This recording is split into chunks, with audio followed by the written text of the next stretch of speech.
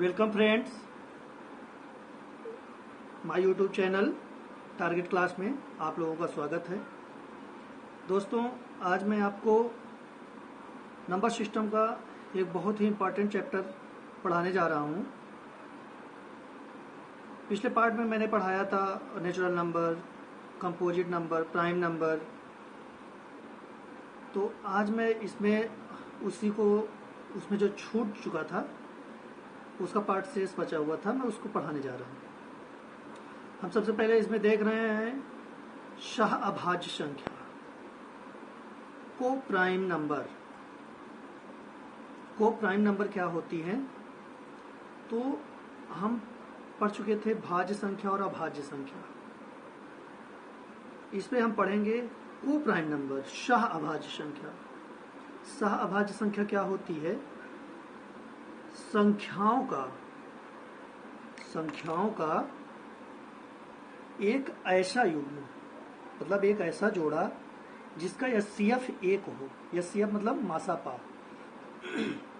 संख्याओं का एक ऐसा जो युग्म या जोड़ा जिसका एचसीएफ एक हो। जैसे एचसीएफ मतलब क्या होता है? मासापा। ऐसी संख्याएं जिसका मासा एक हो। जैसे हम देखते हैं कि 1 और 3, 2 और 5, 3 और 7, ये जो युग्म है, जो जोड़ा है, इनमें हम क्या देख रहे हैं? कॉमन क्या मिल रहा है? कॉमन मतलब मासापा। इसका मासापा कितना होगा? 1 होगा। 2 और 5 का मासापा कितना होगा? 1 होगा। 3 और 7 का मासापा कितना होगा? 1 होगा। तो शाह अभाज्य संख्या संख्याओं का एक ऐसा युग्म जिसका एचसीएफ 1 होता है, शाह अभाज्य संख्या कहलाती है।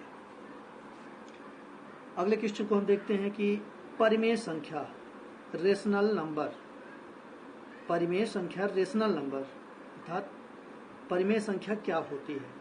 परिमेय संख्या ऐसी संख्या जिसे P/Q के रूप में लिखा जा सके, अर्थात जिसको हम भिन्न के रूप में लिख सकते हैं, फ्रैक्शन के रूप में हम लिख सकते हैं। वो संख्या हमारी क्या कहलाएगी? परिमेय संख्या। हाँ, एक बात और ध्यान देने की बात है कि जो P/Q के रूप में तो हम इसको लिख सकते हैं, लेकिन Q does not equal to 0। Q हमारा क्या हो? डिनोमिनेटर जो है हमारा शून्य ना हो, तब क्या होगा? परिमेय संख्या होगी। अच्छा, जैसे 2/3, 5/7, 8/9, 22/7, ये हमारी क्या है? परिमेय संख्याएं हैं, रेशनल नंबर है, क्योंकि इनको हम P/Q के रूप में लिख सकते हैं। अच्छा, एक बात ध्यान देने के लिए है कि क्या पाई क्या है? पाई हमारी क्या है? अपरिमेय संख्या है, इरेशनल नंबर है। लेकिन पाई का मान कितना होता है? 22/7। लेकिन पाई का जो मान है, पाई की वैल्यू, ये 22/7 होती है, और ये क्या है? ये परिमेय संख्या है। पाई अपरिमेय संख्या है, पाई का मान क्या है? परिमेय संख्या है। अगले टॉपिक में हम देखते हैं अपरिमेय संख्या। अपरिमेय संख्या, इरेशनल नंबर क्या होती है? अपरिमेय संख्या ऐसी संख्या जिसे P/Q के रूप में हम नहीं लिख सकते हैं, अर्थात जो भिन्न के रूप में हम उसको ना लिख सके, अपरिमेय संख्या कहलाती है। इस पे जितनी भी संख्याएं, जैसे जिसमें जो भी संख्याएं माइनस में आ जाएंगी या रूट लगा हुआ आ जाएगा, तो ये क्या हो जाएंगी? अपरिमेय संख्या कहलाएंगी। पाई भी आपकी अपरिमेय संख्या हो जाएगी। 2√3 है। तो जितनी भी संख्याएं जिनमें रूट लगकर आ जाए, अंडर रूट लगकर आ जाए, आप कह सकते हो कैसी संख्या है? अपरिमेय संख्या है। अच्छा, वास्तविक संख्या क्या होती है?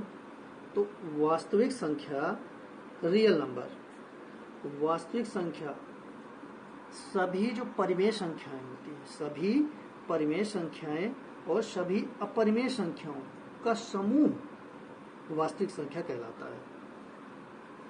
इसमें दोनों संख्याएं सम्मिलित होती हैं, परिमेय भी अपरिमेय भी। ये सभी संख्याएं दोनों मिलकर क्या बनाती हैं? तो वास्तविक संख्या, रियल नंबर कहलाती है। इसमें क्या हो? √2 है, √2√3 है, √49 है, 5/7 है, -5 है। तो इसमें माइनस भी संख्याएं होंगी, रूट में भी होंगी, और P/Q के रूप में भी होंगी। तो वास्तविक संख्या कहलाती है। अच्छा, अगला टॉपिक क्या है, हम देखते हैं कि अब हम लगातार संख्याओं का योग निकालेंगे। कैसे निकालेंगे? जैसे आपसे कोई पूछ ले 1 से लेकर 10 तक की लगातार संख्याओं का योग बताइए, 1 से लेकर 20 तक लगातार संख्याओं का योग बताइए, तो हम कैसे निकालेंगे? 1 से लेकर 20 तक की लगातार संख्याओं का योग। ध्यान से पढ़ना है, 1 से लेकर 20 तक की लगातार संख्याओं का योग। इसमें ना तो हमसे सम संख्या पूछा है, ना ही हमसे विषम संख्या पूछा है, हमसे लगातार 1 से लेकर लगातार 20 तक की संख्याओं का योग। हम लिख लेते हैं 1 से 1, 2, 3, कितना लिख लेते हैं? 20 तक। अब हम काउंट करते हैं कि 1 से 20 तक में कितने संख्याएं हैं, जिसको हम नंबर 9 से व्यक्त करते हैं। 20 संख्याएं। तो 1 से लेकर 20 तक में कितनी संख्याएं हो गई? आपकी 20 संख्या हो गई। तो हम क्या देखते हैं?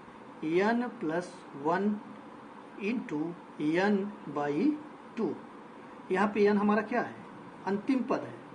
प्लस क्या है? प्रथम पद है। तो अंतिम पद हमारा क्या हो जाएगा? 20 हो जाएगा। अंतिम पद, प्रथम पद क्या हो जाएगा? हमारा 1 हो जाएगा। तो n की वैल्यू हम 20 निकाले, अंतिम पद यहाँ पर 20 रख दिए। प्रथम पद हमारा कितना हुआ? 1 हुआ, हम 1 को यहाँ पर रख दिए। इसके बाद बाई अपान में कितना कर दिए?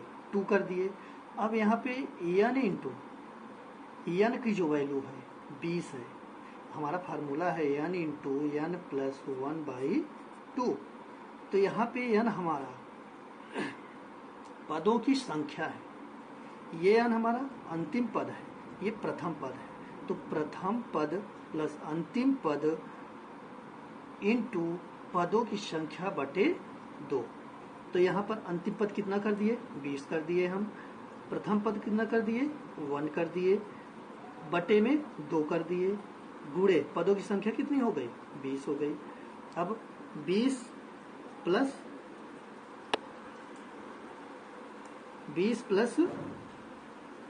1 21 हो जाएगा, इंटू 20 हो जाएगा। तो 20 कट जाएगा, 10 आएगा। तो 21 × 10 बराबर 210 आ जाएगा। अच्छा, अब देखते हैं 1 से लेकर 60 तक की लगातार संख्याओं का योग। फिर वही क्वेश्चन है, हमको लगातार संख्याओं का योग ज्ञात करना है। तो हम देखते हैं, हम सबसे पहले क्या करते हैं? लिख लेते हैं 1 से लेकर के 60 तक। तो 1 से लेकर 60 तक कुल कितने पद आएंगे? 60 पद आएंगे। इसके बाद पद, अंतिम पद, इसी फार्मूले को हम देखते हैं कि पदों की संख्या हम क्या कर दिए? 60। कोष्टक में क्या है? अंतिम पद प्लस प्रथम पद। अंतिम पद कितना हो गया हमारा? 60 हो गया। प्रथम पद कितना हो गया? 1 हो गया, अपान में 2। तो 60 + 1 20 तक की लगातार संख्याओं। अब हम क्या देख रहे हैं? लगातार विषम संख्याओं का योग। लगातार विषम संख्याओं का योग। तो हम क्या देखेंगे? लगातार विषम संख्याओं के योग में क्या हो जाएगा? 1 से लेकर 19, 1, 3, 5, 7, 19 तक। तो हमारी फार्मूला देखते हैं, अंतिम पद कितना हो जाएगा? 19 प्लस प्रथम पद 1 अपान 2। और अब पदों की संख्या को निकालना। पदों की संख्या कैसे निकलेगी? तो अंतिम पद माइनस प्रथम पद अपान सर्वांतर। सर्वांतर कितने का होगा? 2 का, प्लस 1। तो 18 बटे 2 प्लस 1, 2 9 18, 10। पदों की संख्या 10 आ जा रही है। तो यहाँ पे हम 10 लिख देंगे। 2 से 10 काट देंगे, 5 आ जाएगा। और 9 से 20 आ जाएगा। 20 पंचे 100 आ जाएगा। एक शॉर्टकट है कि हम देखते हैं, अगर लगातार विषम संख्या पूछे तो n इंटू n + 1 हम कर देंगे। क्या कर देंगे? n इंटू n + 1/2 से हम निकाल देंगे। ठीक है। अब अगला क्वेश्चन हम देख रहे हैं कि 11 से लेकर 49 तक लगातार विषम संख्याओं का योग। 11 से लेकर 49 तक की विषम संख्याओं का योग। तो क्या करेंगे? 11, 13, 15, क्या करेंगे 49। तो हम यहाँ से पा गए, अंतिम पद हमको मिल गया, प्लस प्रथम पद भी हमको प्राप्त है अपॉन 2 इंटू पदों की संख्या हम क्या निकालेंगे, पदों की संख्या हमको क्या मिलेगी 49 माइनस 11 अपॉन 2 प्लस 1। तो ये हमारा आ जाएगा 8 और ये 38 अपॉन 2 प्लस 1 19 20 हमारा पदों की संख्या आ गई। यहाँ पर हम 20 लिख देते हैं, 2 से कट जाएगा, 10 आ गया, 49 प्लस 11 कितना हो जाएगा 50, 10 60, 600 हो जाएगा। सही है। अच्छा देखते हैं लगातार 20 सम संख्याओं का योग।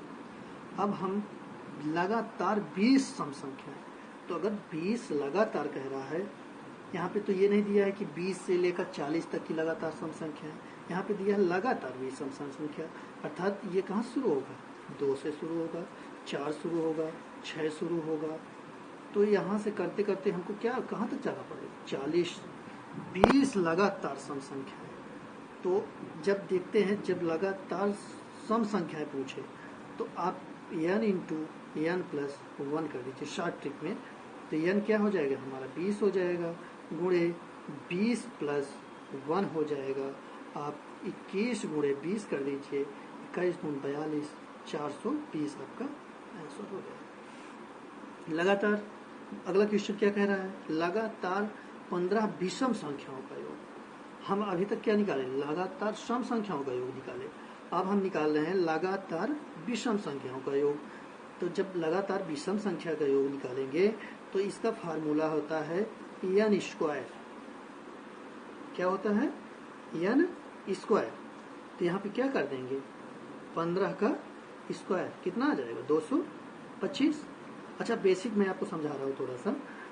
लगातार 15 तो 1 3 5 7, तो ऐसे निकालते जाएंगे हम, कितना पहुंचेगा 9 11 13 15 17 19 21 23, कितने हुए 1 2 3 4 5 6 7 8 9 10 11 12, फिर 25 27 29 हो गए 15। 1 2 3 4 5 6 7 8 9 10 11 12 13 14 15, तो 15 पूछ रहा है, तो यहाँ पे क्या हो जाएगा 29 प्लस अंतिम पद प्लस प्रथम पद अपॉन 2 इंटू 15 ही पदों को निकालना है, इंटू 29 30 हो जाएगा, 30 अपॉन 2 गुणे 15 15 आ जाएगा, 15 गुणे 15 कितना हो जाएगा 225। ठीक दोस्तों, ध्यान से इसको मेरा वीडियो देखिएगा, एक बार में समझना है दोबारा देखिएगा, और प्रैक्टिस आप लोग काफ़ी करिएगा। थैंक यू, धन्यवाद।